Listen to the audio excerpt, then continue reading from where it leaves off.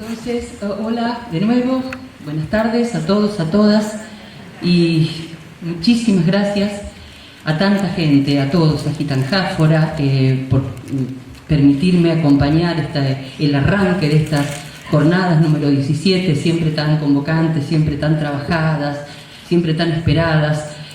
Por supuesto, gracias a la gente de este teatro preciosísimo, a los Gatos Locos y a ustedes que vinieron acá a acompañarnos en este día. Así que bueno, voy a contarles un poco lo que me pasó cuando, pensaba que compartirles, que comentarles, y me vino a la cabeza unos versos de Bertolt Brecht, donde él dice y se pregunta: ¿qué tiempo es este en que hablar de los árboles es casi un delito, porque significa silencio sobre tantos males? O algo así. Salvando las diferencias, claro, salvando las diferencias, lo quiero decir claramente porque Brecht estaba hablando de la Segunda Guerra Mundial y del Holocausto. Yo sentí que no se podía hablar de los árboles, o por lo menos que no se podía hablar solamente, apolíticamente de los árboles. Entonces quiero solamente comentarles que estas reflexiones que quiero compartir con ustedes no son apolíticas. En primer lugar, porque yo no tengo la voluntad de que sean apolíticas, pero además me parece que sería un intento infructuoso, porque la palabra no es apolítica, porque la especie humana no es apolítica y por lo tanto el lenguaje no es apolítico, ni el predicado verbal, ni los pronombres, ni los recursos retóricos, ni la educación. Así que un poco sobre eso, sobre la palabra poética y política, voy a comentarles esto. Creo que en las palabras suelen replicarse los mismos debates, tensiones y enfrentamientos que en las sociedades que las pronuncian. Política es una palabra donde esa pugna se hace evidente, porque han proliferado quienes procuran reducir el concepto política a partidismo, ser persona política a ser militante, afiliado, candidato, pensar políticamente a pensar maquiavélicamente. Esto persigue un objetivo, y convengamos que lo consigue muchas veces: empequeñecer la discusión que toda sociedad debe darse acerca de su presente, de su pasado y de su destino. Arte, educación y política son conceptos entramados y dependientes. Si la educación es vapuleada la palabra de nuestros niños y nuestros jóvenes, y con la palabra sus capacidades, sus sueños y sus derechos. Entonces, la pregunta que seguramente todos nos hacemos, pero muy especialmente los escritores: ¿debe la literatura erguirse en defensa de la palabra atropellada? ¿Y quién si no? A propósito del arte, dijo el filósofo y educador estadounidense John Dewey: las cimas de las montañas no flotan sin soporte, ni siquiera solo descansan sobre la tierra, son la tierra en una de sus operaciones manifiestas. Con esta magnífica metáfora, el pedagogo, el filósofo, señala que el arte no se eleva por fuerza propia, sino que es un emergente de la realidad, la sociedad, el barrio donde se produce. Por eso esta lección mía de hoy, por eso estas ganas de hablarles de la necesidad de ejercer el lenguaje, porque no hay arte sin dignidades sumadas, igual que no hay cima sin siglos de rocas. La antinomia arte-compromiso, estética-política, verdad-belleza, se dice de muchas maneras, le sirve a los que procuran meter la música en una cajita con bailarina clásica y todo. Sin embargo, la historia grande de la literatura es un ejemplo permanente de compromiso político, de debate del novelista, del dramaturgo y del poeta con su tiempo. Como siempre, y más que siempre, quién sabe, la palabra poética será una balsa que nos mantenga en la superficie. Mayoritariamente, antes de escribir, hablamos. Pensemos entonces en el riesgo que implica dañar el acceso a la mejor palabra. Si hablamos, decidimos, o en todo caso, hablar es decidir.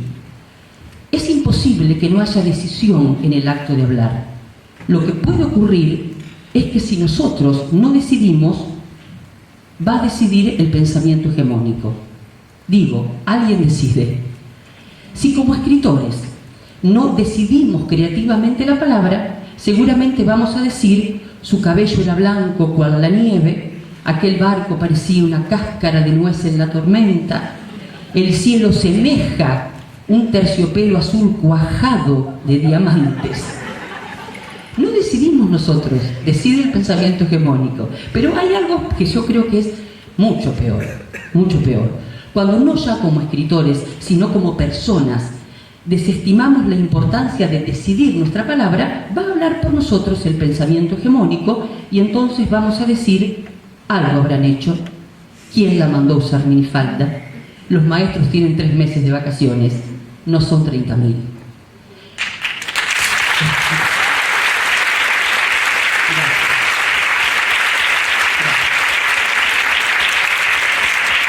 Entonces, digo, decidir el lenguaje es decidir lo que somos y lo que hacemos.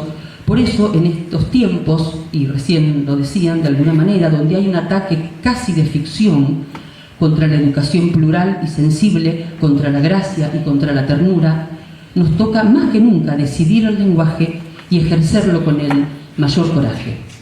A eso le llamo yo poesía.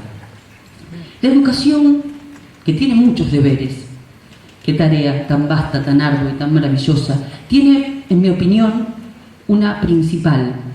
La educación tiene que darle herramientas a la soledad humana. Y en este sentido, creo que la educación y el arte se parecen mucho. Pienso, por ejemplo, en la función simbólica y en la función mágica. Ni el arte ni la educación se proponen adornar lo real, sino actuar sobre lo real. Cuando Picasso pintó el Guernica, ¿pretendería adornar una pared o resignificar la realidad de la guerra? De igual modo, un maestro no pretende adornar al niño con preciosos saberes, sino actuar sobre el adulto que un día va a ser. En todo caso, incrementar en ese ser humano la densidad ética y estética. Pienso también en el valor emancipador del arte, como así de la educación, porque en ambos espacios se reponen saberes y actitudes que ayudan a la formulación de proyectos liberadores. Eso es lo que queremos, tanto en lo individual como en lo social. Pero la cosa es que cualquier forma de despojo requiere clausurar el lenguaje, recortar sus funciones más creativas y más contundentes, dejar del lenguaje una versión anodina, denotativa, ajena o enajenante, ¿no? Por eso, en mi opinión, y sin desconocer todas las disciplinas del conocimiento, que de paso se ha dicho no existirían sin el lenguaje, se hace indispensable apuntar en todos los niveles de la educación al resarcimiento del lenguaje, al empoderamiento por parte de los hablantes de sus posibilidades poéticas, emocionales y sanadoras. Recuperar la poética de lo cotidiano me parece indispensable. Y no hablo solo de que los chicos produzcan sus propios textos, por ejemplo, es una parte y no menor, pero hablo de trabajar la palabra en el laboratorio para hacerla reaccionar de lo ácido a lo básico, hablo de llevarla a la cancha de deporte, hablo de una educación donde desde el saludo, buenos días chicos, buenas tardes chicos, se trabaje sobre la palabra consciente y decidida. Fácil no, garantizado menos, y sin embargo indispensable. Allí donde dice lengua y literatura tendremos que encender un fuego, bailar, jugar, estremecernos, honrar la equivocación, porque de ese modo se hizo y se hace el lenguaje, bajar la importancia a los resultados y en cambio celebrar el proceso, porque es un proceso la palabra humana. Por suerte las palabras son semillas que ni Monsanto puede hibridar o patentar. Semillas agradecidas, carne de perro, decía mi abuela, de esas que se aguantan la sequía y la helada. Déjenme creer que si las esparcimos en la buena tierra de nuestros niños, vamos a tener una gran cosecha. Déjenme soñar Déjenme soñar en estos días que si arrojamos palabras en el páramo, el próximo verano habrá verdor. Y hasta sembrar el viento, como de vez en cuando parece que hacemos, porque el viento hace pie en alguna parte, aunque sea lejos de nosotros, y fecunda. Por último, voy a tomarme el respetuoso atrevimiento de hablar en nombre de muchos de mis amigos, algunos están acá, el Mario, el Esteban, ¡Achalay! De hablar en nombre de algunos de mis amigos y creo yo de la mayoría de los artistas argentinos. Le gusta creer a la burguesía engolada y coqueta que el arte es caótico, disparatado y disperso, cosa de unos locos que se tiran de los cabellos en sus buhardillas y toman vino con las musas. Una versión mediocre de Montmartre. Pero el arte es organización y es trabajo.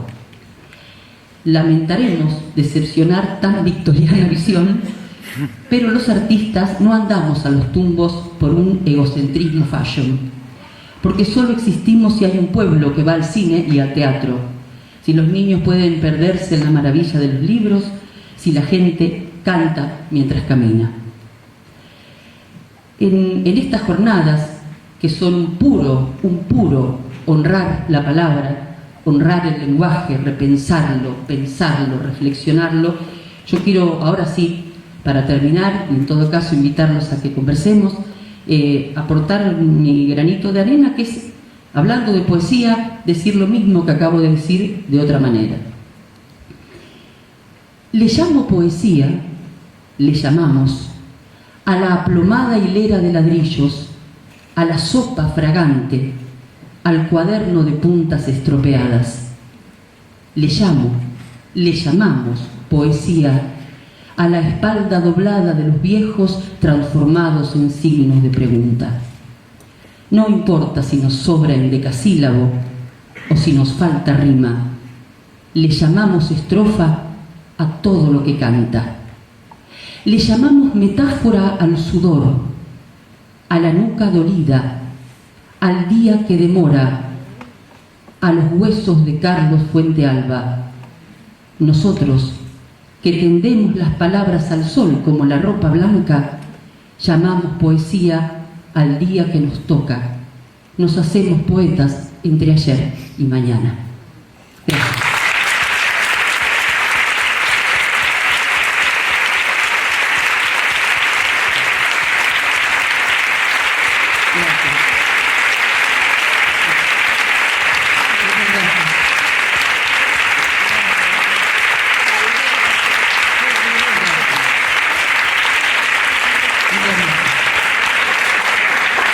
Gracias. Muchísimas gracias. Yo quise escribir esto, que era el pensamiento más genuino que tenía para traerles, bueno, para abrir esta jornada. Ha sido largo el día, precioso, pero nada, si hay ganas, si hay tiempo y disposición del teatro y de la gente de Gitanjáfora y tienen ganas de que conversemos, me va a encantar. Hermosa. Hola, buenas noches. Hola. Me llamo Mónica, encantada. Hola, Mónica. Yo te quería preguntar si crees que la literatura es una herramienta para resistir en estos tiempos tan difíciles que se viven, en estos u otros.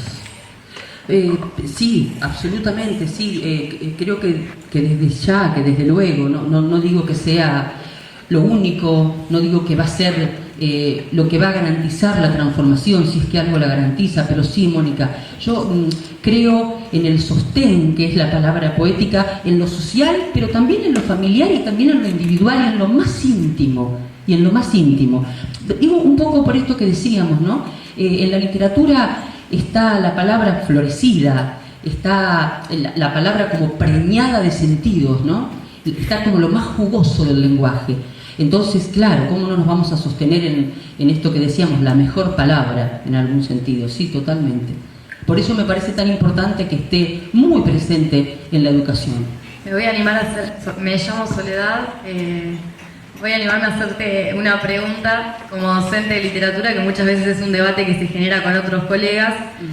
En esta idea de por ahí cuando enseñamos poesía, por ejemplo, comenzar utilizando letras de canciones de rap, de cumbia, ¿no? Temas, no sé, de protesta social, para comenzar a abordar la literatura, o por ahí la poesía, generalmente como género. ¿Cómo lo ves a esto? ¿Te parece, digamos, acertado de alguna manera? O bueno, desde ese lugar, por ahí, ¿qué nos podés decir? Sí, uno, digamos, piensa mucho, personalmente he pensado mucho en esto que uno puede llamar el arte popular. Mañana Esteban va a hablar de eso y Mario también, el arte de los márgenes. Ojalá que las hojas no te toquen el cuerpo cuando caigan. ¿Cómo no? ¿Cómo no? ¿Cuánta poesía hay? A ver, pienso en esto, ¿no? Pienso en esto. La obra de arte establecida, puesta en el altar, tiene algo de autoritario, o puede tener algo de autoritario. Hay una élite social que dice, esto es arte, esto es una obra maestra. Y yo creo que hay que ser un poco más pudoroso, más cuidadoso y hasta quizás más coherente. El arte es diverso, el arte se viste de muchas maneras. Hay letras de canciones que son auténtica palabra poética, y hay poesías y música que no tienen demasiado valor, esto sin remontarnos a los primeros tiempos de la poesía, porque vamos a decir que es lírica, el que nació al lado de la lira que tocaba, y que nació música, y que nació para ser casi cantada, ¿no? Así que yo te estoy diciendo con toda esta perorata que estoy de acuerdo. Claro, porque hable tanto, ¿no?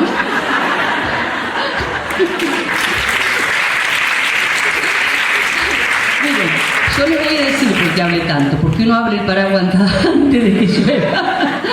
No, y porque son las dudas, ¿ves? Está bueno, ven la palabra, ven todo lo que dice acerca de nosotros, ven todo lo que yo hablé para justificarme, lo que hubiera podido ser un sí. ¿Qué va a ser? Me parece que lo que plantea también la compañera es cierto que hay textos que hay letras de canciones que son maravillosos poemas, pero también hay textos de canciones que escuchan nuestros jóvenes y nuestros adolescentes, pienso en varios ejemplos de la cumbia villera, que eluden casi obligatoriamente cualquier concepto de poesía, donde se mezclan la alabanza a la vagancia, la alabanza a la violencia masculina. No, indudablemente. Y entonces, ahí yo recuerdo en mi práctica docente a una muchachita que iba, alumna, que iba delante mío cantando. No recuerdo exactamente ahora el tema, pero básicamente era: qué lindo que cuando se va mi marido vos entrás y me cerruchás. Y ahí la palabra poética empieza a ser bastante esquiva.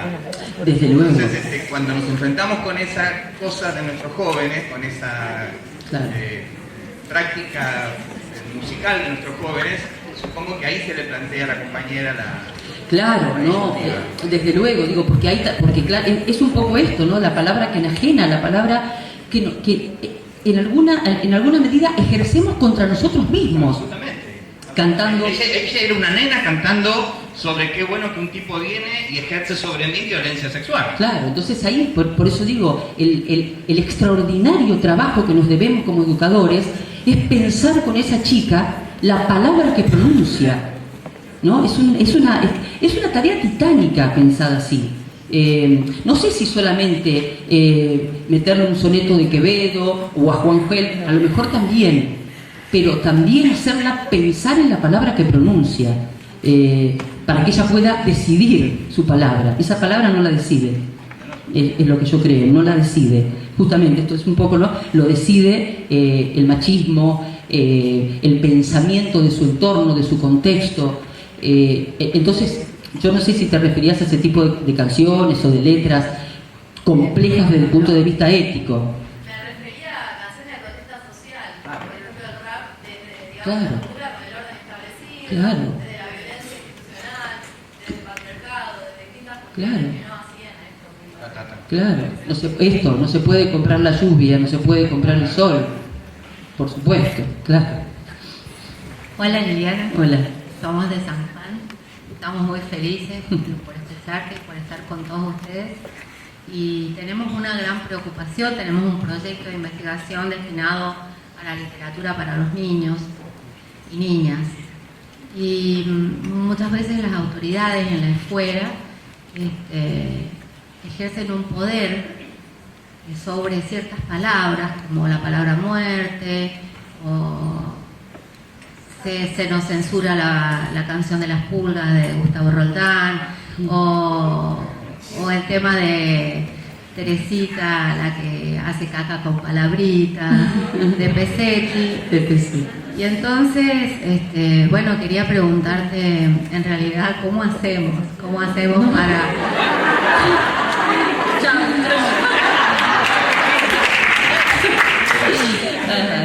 No, bueno, es que por eso digo, es tremendamente grande. Yo no puedo dejar de decir esto que realmente siento, ¿no? Son molinos, montañas, es enorme, porque además el autoritarismo, el prejuicio, el miedo a veces nomás, ¿no? Si miras a una actitud perversa, no el miedo nomás, porque permitir que un chico se enfrente a la muerte implica que en primer lugar yo me tengo que enfrentar a la muerte. Entonces hay un montón de cosas en juego ahí, que obviamente habrá que ver en cada circunstancia y en cada coyuntura cómo se puede pelear, debatir eso, discutir, ir ganando espacios. Dependerá de cuán, digamos, sana o honesta es la actitud que se está negando, digamos, a tal o cual cosa, a las pulgas, a Pesetti o a lo que fuere, ¿no? Pero es una batalla larguísima. Buenas tardes. Me voy a tomar el atrevimiento de correrme un poco del lado de educadora y tomarlo para el lado de escritora la pregunta, y me voy a tomar el atrevimiento de hacer dos. La primera, considera, tomando en cuenta al mercado lector y al mercado editor, ¿quién influye a quién? Porque muchas veces se dice que las editoriales o los mismos autores responden a las necesidades de los lectores, pero también los lectores están continuamente influenciados a leer esto, si te gustó esto, lee esto, o mismo uno entra en una librería y capaz que un autor que quiere buscar tiene que estar en la última punta y tiene que andar corriendo todas las bateas de cantidad de otros autores. Esa es una pregunta, ¿quién influye a quién? Y la segunda, ¿para cuándo la segunda de los tiempos de dragones? Bueno, esa es más fácil, ya está en la editorial, ya está lista, está con su tapa, ya está. En realidad la presentamos el 5 o 6 de mayo, no me acuerdo, por ahí, en la Feria del Libro de Buenos Aires. Así que ya está.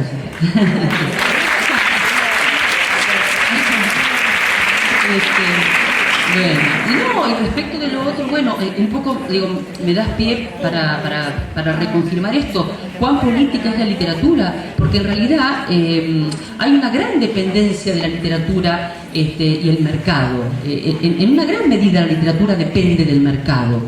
De lo que se edita o de lo que no se edita. Cuando uno, yo siempre uno habla de literatura y se imagina como una nube que desciende sobre los mortales, y la verdad es que la literatura es también, no es solamente, no, por Dios, pero es también una decisión de las multinacionales. Y de otras pequeñas editoriales que empujan y meten otra cosa, y meten una cosa, y meten el margen, y meten otra voz, y meten algo, y otra temática. Pero hay un bozarrón de las grandes editoriales que claramente trazan una línea. ¿Sabes qué creo? Y me puedo estar equivocando y la puedo estar pifiando mal, pero es lo que yo creo. Yo creo que hay un diálogo entre las instituciones, la cúpula de las instituciones y los prejuicios de las instituciones y las editoriales. Y en el medio de eso, cuasi crucificados, está la palabra, la literatura y a veces los escritores. Díganme ustedes, compañeros, si me equivoco, intentando, proponiendo poesía, proponiendo literatura, a veces contra viento y marea. A veces se puede, a veces menos. A veces, y nos pasa, honradamente nos pasa, a veces se nos viene el alma al piso cuando vemos, no por tema de mercado, sino por tema literario, apuntar y llevar la delantera a libros, muchas veces extranjeros, que eso no sería el problema, con escasísimo valor literario, con un escasísimo espacio para la libertad del lector, con escasísimo riesgo, con escasísima capacidad de transformar a quien lee esa historia. Pero bueno, me acuerdo de Silvio Rodríguez: hay que arar el porvenir con viejos bueyes, y hay que ararlo con viejos lectores, hay que ararlo con lectores acostumbrados a otros lenguajes, con lectores acostumbrados por la televisión, una cosa que a mí siempre me preocupa enormemente, al qué pasa y no al cómo, al qué te cuento y no al cómo te lo cuento. La literatura es el cómo te lo cuento. El qué te cuento es lo de menos. Y hay una exacerbación del qué me vas a contar, pero qué pasa, y qué pasa, y qué pasa, y qué pasa, y qué pasa, y pará, y cómo pasa, y cómo te lo digo, y cómo te lo cuento. Esa es la literatura, porque eso es lo que nos engrandece, eso es lo que nos pone en otro plano del lenguaje. Entonces, el lenguaje que connota. Entonces, digo, ahí hay una gran batalla que tenemos que dar los escritores, los docentes, los maestros, los educadores, los padres, por ir llenando los estantes o las estanterías de las librerías de buena literatura, sobre todo para niños y jóvenes. ¿Era por ahí la pregunta?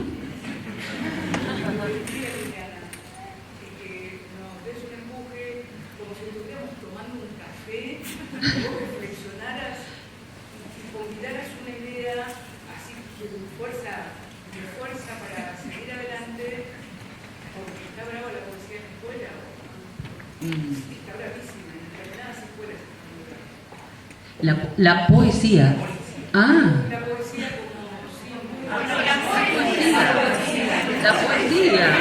La policía, te escucharon.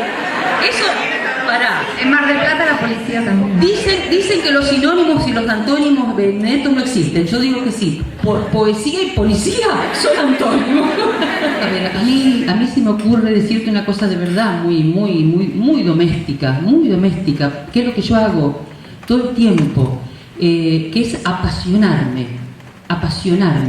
Cuando no me queda nada, te lo juro, no me queda nada, más que ganas de sentarme a llorar, y por la situación política, y no solamente, porque uno ya tiene 60 años y mira para atrás y ve el péndulo que vuelve y golpea, y otra vez. A mí lo único que me queda es la pasión, y yo sé a dónde ir a buscarla. Digo, reconozco los lomos de los libros a donde voy a encontrar la fuerza, te lo juro por Dios. Y voy y los busco, y los agarro y los leo. Y a lo mejor es pensamiento mágico, pero yo creo que si cada uno encuentra su verso, mirá, tengo Miguel Hernández. Entonces, imaginarte que estás mirando de frente, por ejemplo, vos lo nombraste al presidente de la República, y decirle: yo no tengo en el alma tanto tigre admitido. Yo no tengo en el alma tanto tigre admitido. Y te lo juro que vas a encontrar fuerzas.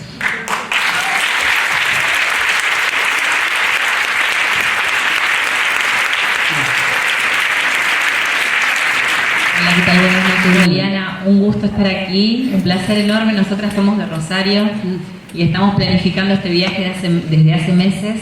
Estamos felices de compartir este espacio y queríamos decir dos cosas. Por un lado, bueno, estuvimos hablando acerca del valor de la palabra y de la palabra hegemónica que se impone, y vos hiciste mención a la poética de lo cotidiano.